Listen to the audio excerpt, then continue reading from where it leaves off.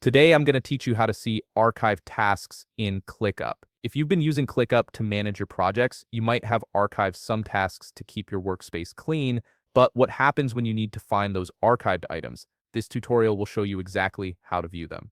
First, open your browser and head over to clickup.com. Once you're there, go ahead and log into your account using your credentials. Make sure you're signing into the account where your archived tasks are stored, as this is essential for accessing the right workspace. After logging in, you'll land on your main ClickUp dashboard. Take a look at your panel on the left side of the screen. Here, you'll see various options for navigating your workspace. Click on Spaces. This will display all the different spaces you've created or have access to within your ClickUp account. Spaces are how ClickUp organizes your various projects and teams, so you'll need to select the specific space where your archive tasks are located. Go ahead and click on the space you want to explore. Once you're inside that space, you'll see all the active lists, folders, and tasks that are currently visible. But to access your archive tasks, we need to apply a filter. Look towards the top of your screen. You should see an option labeled Filter. This is a powerful feature in ClickUp that lets you customize what you see in your workspace. Click on Filter, and a menu will appear with several filtering options.